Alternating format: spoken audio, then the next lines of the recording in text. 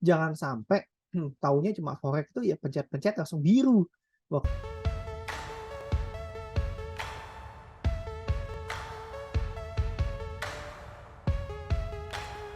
gimana caranya bisa meraih teknik profit konsisten di pasar forex dan gold? Emangnya ada nggak sih Leo teknik bisa profit konsisten di gold? Kan banyak orang tuh udah masuk di forex itu bawaannya ya margin call kalau nggak top up terus.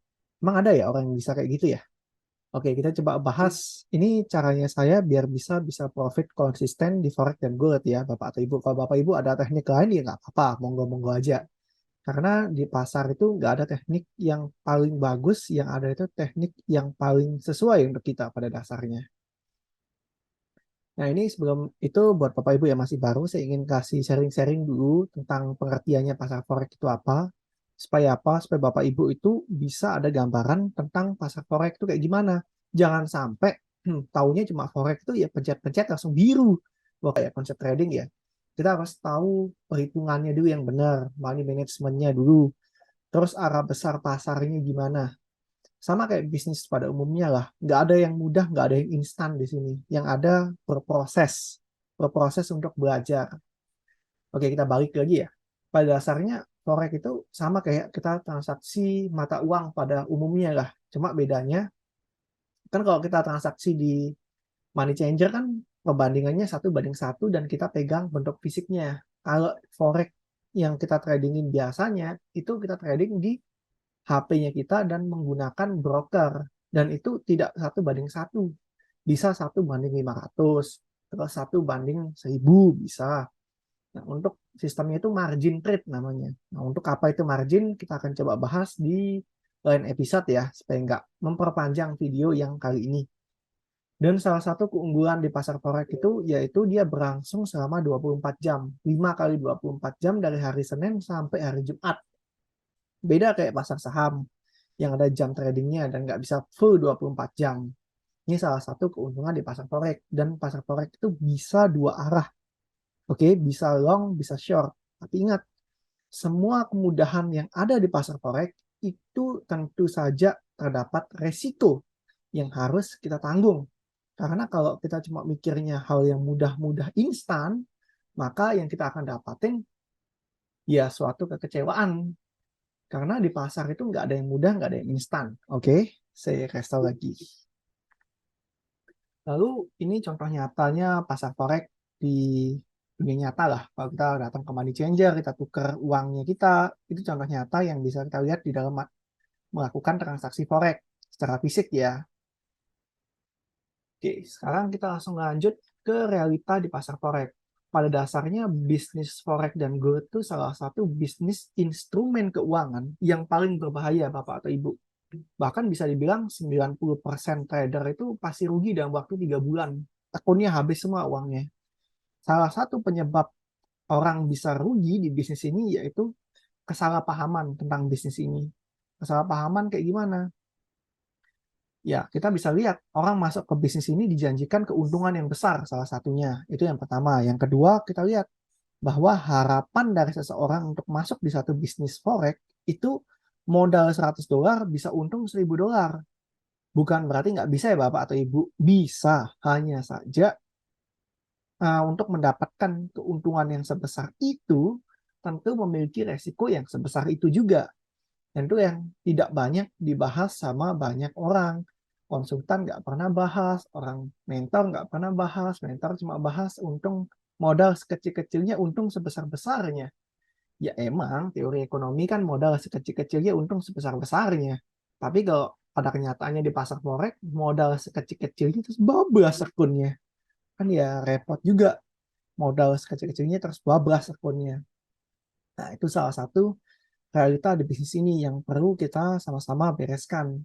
Salah satu cara yang kita bisa bereskan untuk masalah orang banyak loss di bisnis ini yaitu dengan meningkatkan edukasi, dengan meningkatkan ilmunya kita, dengan belajar lagi lebih giat.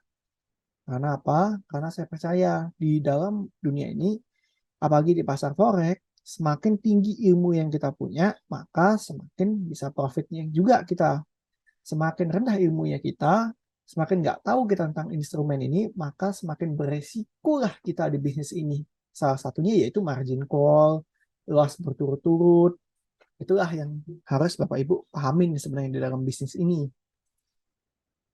Nah, lalu mindset yang paling salah, yang paling sering saya lihat di pasaran yaitu profit itu harus besar.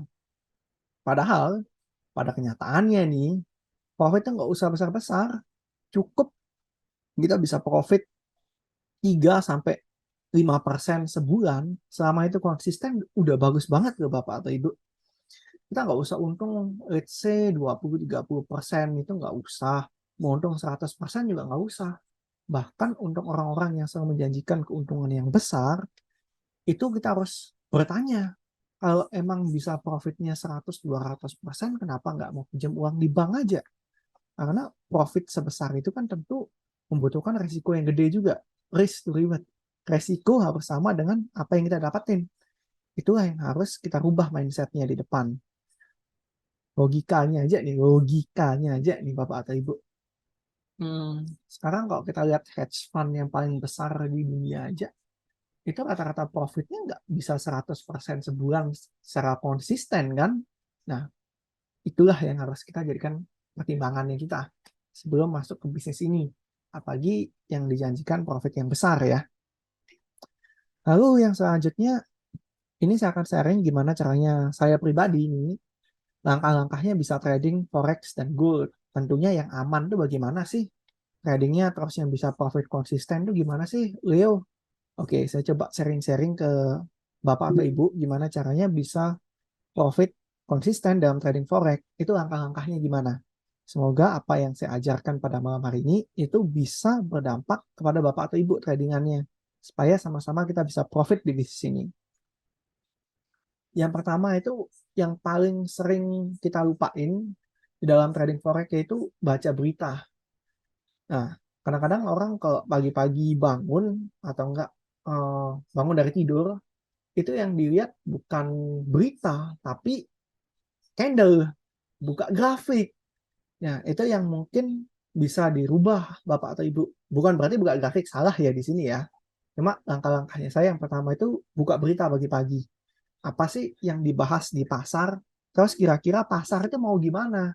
Apakah mau tetap yang dibahas tuh euro atau Amerika? Atau yang dibahas tentang kenaikan suku bunganya RBA? Nah, itu kan kita harus lihat itu. Kalau kita nggak ada lihat kayak gitu, terus lihat grafik, tiba-tiba grafiknya naik, nggak ada alasan kan bingung juga kita. Nah, itu baca berita untuk tahu tren besarnya gimana secara makroekonomi. Terserah mau baca di mana. Di Reuters bisa, CNBC bisa, Bloomberg bisa. Yang penting bacalah berita forex di situs terpercaya, bukan situs abal-abal ya. Yang kedua, buka grafik. Salah satu kebiasaan rutin yang saya lakukan tiap pagi itu dengan cara buka grafik. Setelah baca berita, saya buka grafiknya. Pair apa yang sesuai hari ini. Nah, setelah saya buka grafik, tentu yang ketiga, saya pilih pairnya. Kayak contoh, tadi saya baca-baca berita, saya bilang USD JPY ini bagus untuk entry. Oke, konfirmasinya dari berita Bloomberg, CNBC, CNN mendukung ya. Lihat grafiknya, bagus. Kita pilih pairnya, lalu yang keempat, kita tentukan arah besar pairnya itu mau kemana. USD JPY itu mau naik atau mau turun. Misalnya, oke, USD-nya menguat, Japanese-nya melemah, yen-nya melemah. Berarti USD JPY trennya naik. Oke, terus strategi ke depannya apa? Mau nge-buy atau mau nge-sell? Kalau secara fundamental USD-nya menguat, Japanese yen-nya melemah, maka harga akan naik. Keputusannya apa? Nge-buy. Setelah kita tentukan keputusan strategi yang nge-buy, kita tentuin target naiknya itu di level resisten mana, dan kita mau entry buy di mana. Setelah dua itu kita dapetin, kita tentukan juga titik stop loss-nya kita pada support itu di mana. Nah, stop loss-nya di mana, terus TP-nya di mana, itu tergantung strateginya Bapak atau Ibu masing-masing lah. Saya nggak akan ngecampurin sampai terlalu dalam kayak gitu, stop loss harus di mana, nggak. Senyamannya saja dan sesuai trading plan-nya Bapak atau Ibu. Nah, terus yang kelima, untuk entry dan exit-nya bisa kita gunakan indikator yang paling kita kuasai. Nah, kalau misalnya ini mau pakai stokastik, Boleh nggak? Boleh. Mau pakai MACD juga boleh. Mau pakai moving average juga boleh. Yang paling penting indikator yang biasa kita gunakan adalah indikator yang paling kita kuasai, yang paling kita sering gunakan di pasar, yang kita tahu probabilitas dia berhasil berapa persen, probabilitas dia gagal berapa persen. Itu aja. Karena dengan cara itu kita bisa mengetahui nih indikator ini kapan dia gagalnya. Jangan sampai kita karena indikator itu gagal kita ganti lagi indikator yang baru, itu jangan. Probabilitas di pasar itu 30-70. 30% berhasil, 70% itu uh, sorry, 70% itu keberhasilan, 30% itu yang gagal.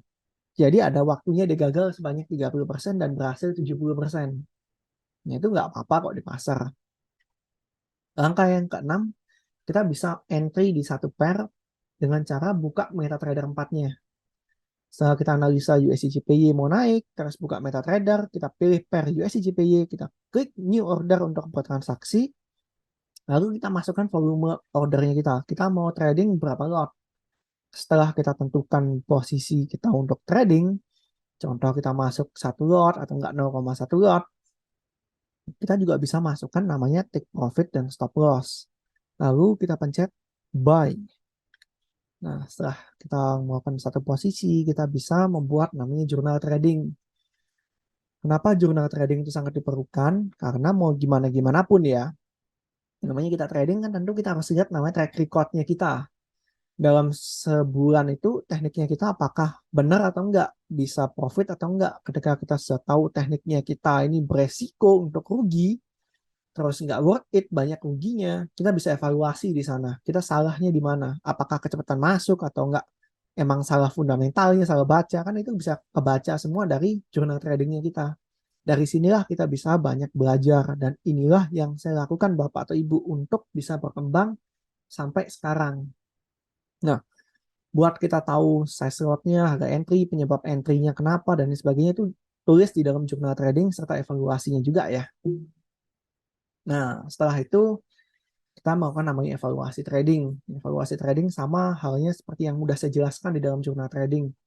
Namanya kita trading kan nggak bisa 100% profit. Pasti ada waktunya lah kita merah. Ada juga waktunya kita gagal salah baca berita. Kenapa? Karena pasar itu dinamis. Kita nggak bisa bilang, oh ini pasti. Nggak bisa. Pasar itu dinamis dan selalu berubah. Dan disitulah pentingnya kita untuk terus belajar dan mengupgrade diri kita sendiri. Karena di dalam dunia trading, sepengalamannya saya, tidak ada namanya master yang bisa profit konsisten biru 100%. Pasti ada merahnya. Dan cut loss maupun stop loss adalah makanan untuk para trader. Dan kalau kita udah nggak siap namanya cut loss atau stop loss, mending berhenti jadi trader daripada dipaksain jadi trader. Karena namanya trader harus siap rugi dan siap untung. Udah, itu kuncinya. Oke, baik. Terima kasih buat Bapak atau Ibu yang sudah mendengarkan. Buat Bapak atau Ibu yang ingin mendengar, ingin melihat trading plan-nya saya, ingin melihat hasil tradingnya saya, bisa mengklik di link di bawah di kolom deskripsi.